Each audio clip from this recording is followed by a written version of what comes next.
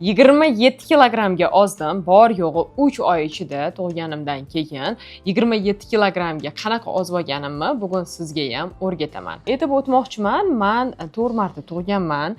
Birinchimni o'zim tug'ganman, undan keyin 3 marta kesarva bo'lganman. Bilasizmi, birinchimni men o'sha 19 yoshda, 20 yoshda tug'ganim uchun va o'sha paytda moddalar almashinuvi yaxshi bo'lgani uchun homiladorlik paytida yig'gan hamma vaznimni tug'ganimdan keyin shundoq hech narsa qilmasam ham yo'qotardim. Uchinchimi bo'lsa 26 yoshimda tug'ganman. 26 yoshimda vazn tashlashim sal qiyinroq bo'lgan tug'ruqdan keyin. Lekin oxirgimni 4-farzandimni 31 yoshimda tug'ganman, lekin 30 yoshdan keyingi tug'ruqdan keyingi vaznni tashlash to'g'risini aytaman sal qiyinroq ekan. Oldingilarimda shundoq tug'ib, radnomdan chiqqanimdan keyin shundoq vazn tashlab olgan bo'lsam, yo'q, 30+ vazn tashlash bu faqatgina harakat, mehnat degani ekan. Lekin oldimga maqsad qo'ydim va 3 oy ichida 27 kilogramm vaznni tashlab oldim. Tug'ganimdan keyin men o'sha operatsiya bo'lgandan keyin operatsiya tugadi. Albatta og'riqlar ketgandan keyin 3 marta kesarva, albatta bachadon qisqarishi juda ham og'riqli bo'ladi va shu og'riqlar tarqalgandan keyin sekin-sekin o'sha kunning o'zidayoq operatsiyadan 4-5 soat o'tgandan keyin yurishni boshladim. Palatani o'zida yurdim sekin-sekin va kechki paytga borib o'sha koridor bo'ylab yurishni boshladim va shunaqa qilib 2 kun raddomda yotgan bo'lsam, 2 kun xuddi shunaqa o'tdi. Bolnitsadan chiqdim. Chiqqan kunim yakshanba edi. Qor yog'gan, shunaqa keldi-ketdi, mehmonlar bo'ldi va dushanba kuni bilasiz, mehmonlar kelgandan keyin yig'-ter bo'ladi. Dushanba edi. Turganman, baribirga ham tug'gandan keyin holsizlik, charchoqlar bo'ladi, lekin aytganman, Barnod harakatni ko'paytirmasin, hozir harakat qilmasin. 9 oy davomida yig'ilgan yog'lar bu yangi yog'lar hisoblanadi va shu yangi yog'larni tez yo'qotmasang, u eskiradi, sarg'ayadi, charvaga aylanadi va ozish juda ham qiyin bo'ladi dedimda, harakatni boshladim. Va o'sha kuni, mana dushanba kuni bo'lsa, 4 yoki 5-kuni tug'ganimga 4-5 kun bo'lganda уже yurishni boshladim. Birinchi kuni bor yo'g'i o'sha tashqari sovuq edi, chillali bolam bor edi, uyi ichida 3-4 ming qadam yurganman va o'sha paytda qish san'atasi televizorda berayotgan edi. Har o'sha qish san'atasi berilayotgan paytda 1 soat davomida men oldimga maqsad qilgan edim. 10 ming qadam yuraman deb 1 soat ichida tinmasdan yugurganman. O'zimga vaqt berardim. O'sha qish san'atasi kinosi tugaguncha tez qadamlarimni tinmasdan o'shani yugurib turgan joyimni o'zida yugurardim. Qornim bor, yaxshilab prostini olardim-da, yaxshilab qornimni mahkam qilib bog'lardim. Bir xil payt korset taqardim-da va yugurishni boshlardim. Yugurishni boshlab, shunaqa qilib men aytaman, 20 kun to'xtovsiz o'sha qish san'atasi kinosini ko'rib yugurganman va kichkina chillam chiqqandan keyin 21-kuni men laboratoriyaga borganman. Laboratoriyaga borib analiz topshirganman.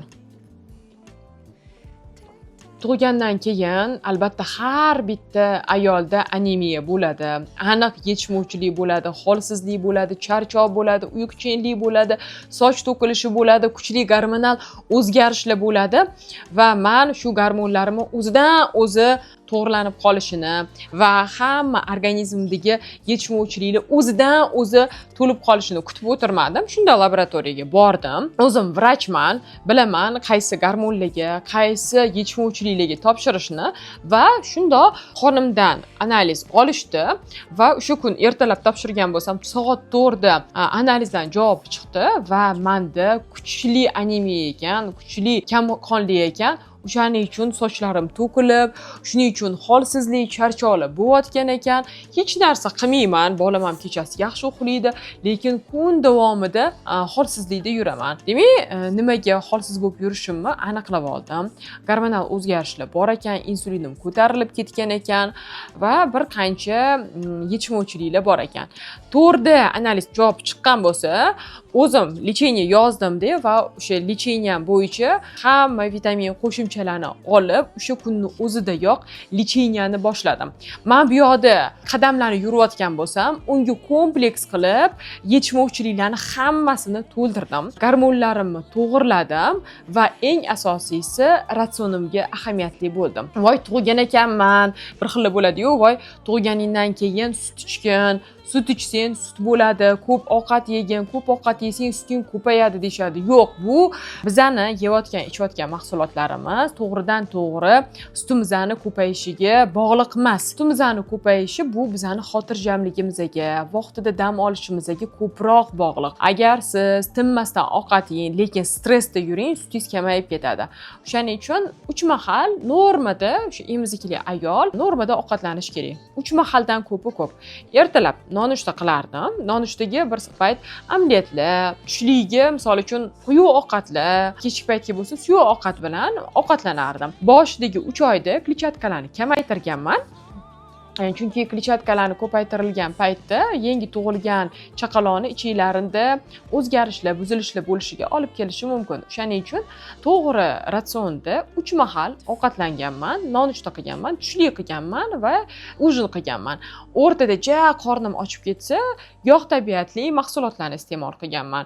Yong'oq yoki o'sha yog'li tvorog, brinza, sir, avokadolarni iste'mol qilganman va o'shanda ich qotish muammosi bo'lmasligi uchun, o'zimda ham ichiklarimda muammolar bo'lmasligi uchun albatta o't haydovchini artishokka 2 ta kapsuladan 2 mahal 500 taligini ichib yurganman va bolamga ham ichiklarida muammolar bo'lmasligi uchun probiotiklar berganman.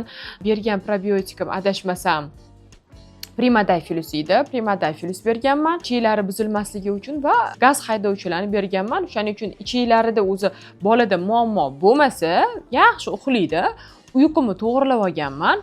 3 mahal ovqatlanib, vaqtida dam olganman. Suvni ko'p ichganman, hattoki 3-3,5 litr suvli ichardim.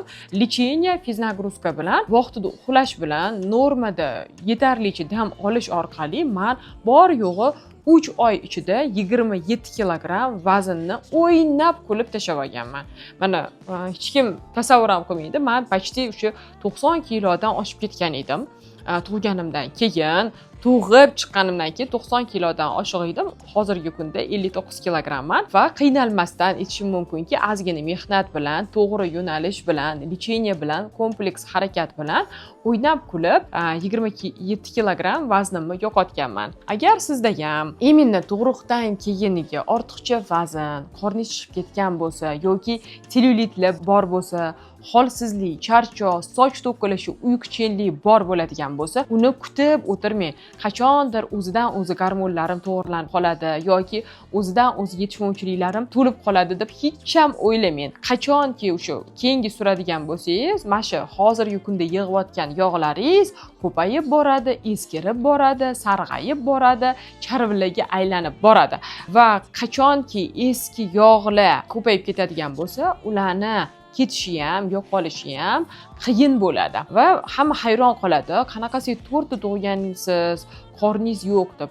Haqiqatda 4 ta tug'asizmi, 10 ta tug'asizmi, bitta tug'asizmi, tug'ruqdan keyin srazu harakatni boshlash kerak. Ya'ni qorin shunaqada chiqib ketadi, tug'gandan keyin homiladorlik payti chiqib ketadi, lekin Alloh shunaqangi bizani mukammal qilib yaratgan.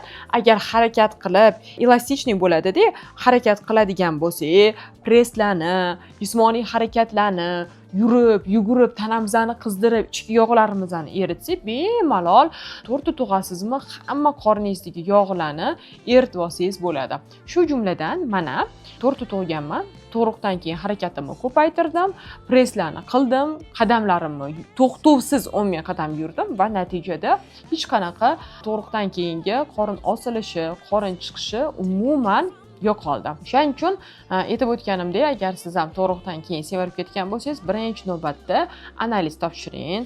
Gormonlaringizda, organizmingizda qanaqa yetishmovchiliklar borligini, ichiklaringizda qanaqa muammolar borligini aniqlang. Ikkinchisi, unga lecheniya oling. Vaqtni kutib o'tirmang. Misol uchun vaqtni kutib o'tirsangiz, 5-6 yilda oladigan normaga kelishi kerak bo'lgan gormonlaringizni siz lecheniya orqali 2 haftada, 3 haftada to'g'rilab olsangiz bo'ladi. Ya'ni siz 5-6 yilda tashlashingiz bo'lishingiz mumkin bo'lgan kiloni siz 1-2 oyda mutlaqo yo'qotib olsangiz bo'ladi. Keyingisi jismoniy harakat, undan 4-inchisi bu ratsionli, vaqtida dam olish, suv balansi. Mana shu 6 ta qadamni qiladigan bo'lsangiz, bemalol tug'ilganingizdan keyingi hamma ortiqcha vazningizdan qiynalmasdan sog'lom va chiroyli tarren xalos bo'lishingiz mumkin. Men aynan ortiqcha vazn, semizlikdan kelib chiqadigan muammo, kasalliklardan, o'zi umuman ortiqcha vazndan qiynalmasdan bir umrga qutulib qayta semirmaslik bo'yicha darslik tayyorlaganman. Shu darslikni mana pastda qoldiraman. Shu pastiga videoni bosib, ko'rib, o'zingiz ham ortiqcha vazningizdan qayta semirmaydigan bo'lib, ideal qomatga erishmasangiz bo'ladi.